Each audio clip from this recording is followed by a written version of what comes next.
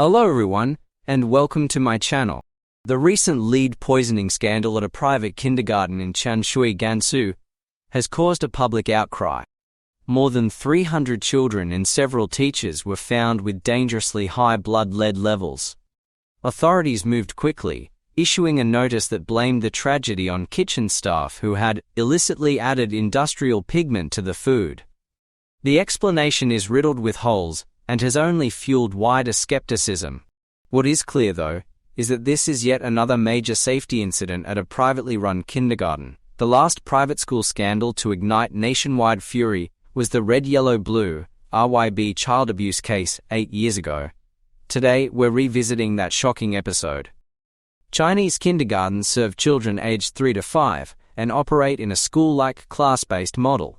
Each class has a lead teacher. Lower grades also have nursery aides to handle daily care. Boarding schools employ additional staff to manage the children's living routines. Private kindergartens are generally seen as premium, boasting stronger faculties and better facilities. They often market bilingual or Montessori programs as superior to public schools, and charge accordingly, around 5,000 yen per year versus roughly 400 yen, 1,000 in total annual fees at public schools. Their clientele is largely urban professionals and high-income families. The RYB saga began when a parent of an international class level 2 child discovered multiple unexplained needle marks on the child's genitals. Talking with other families, they realized this was no isolated case. Several children, when pressed, said, "The teacher forced us to swallow white pills." Enraged parents converged on the campus to demand answers, triggering a mass incident the Chinese Communist Party dreads. In 2017, the media environment was looser than today. Even state-run outlets reported the story, and it went viral. Rumors exploded, online claims of sexual assault and even military involvement circulated unchecked. Authorities intervened swiftly and closed the case, pinning all blame on homeroom teacher Ms. Liu. The official line: "Some children refused to nap on time, so Liu used sewing needles to discipline them." Parents were far from appeased. The inquiry relied solely on Liu's confession. Key CCTV cameras had conveniently malfunctioned. The 113 hours of footage that did survive showed no abuse, yet large chunks were missing. You might wonder, could this just be a teacher's corporal punishment gone too far? A tragic but straightforward case?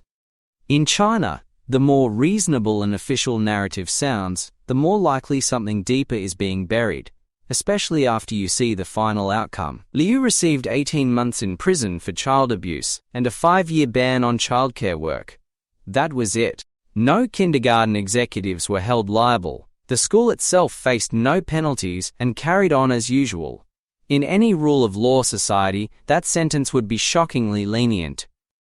Even under China's typical accountability playbook, the institution should have been fined or shut down for serious social impact. Instead, nothing. Contrast that with Australia. Here in Adelaide, a teacher who merely grabbed a runaway 7-year-old by the wrist to haul him back to class was convicted of a serious crime and now risks losing her license for good. Against that backdrop, stabbing children with needles and getting just 18 months is absurd, and Liu even appealed for a lighter penalty. Since 2015, at least 5 similar abuse incidents at RYB branches have come to light. Yet the chain has kept expanding nationwide, untouched by meaningful regulation. The new Tianshui lead poisoning case follows the same script: lightning-fast official conclusion, quick suppression of discussion, near total media blackout. Having perfected its crisis containment manual during the RYB affair, the party now isolates any scandal to a few individuals, strangles public debate, and sidesteps systemic blame. In the end, the children and families who suffer aren't just denied justice, they're denied even the right to know the truth.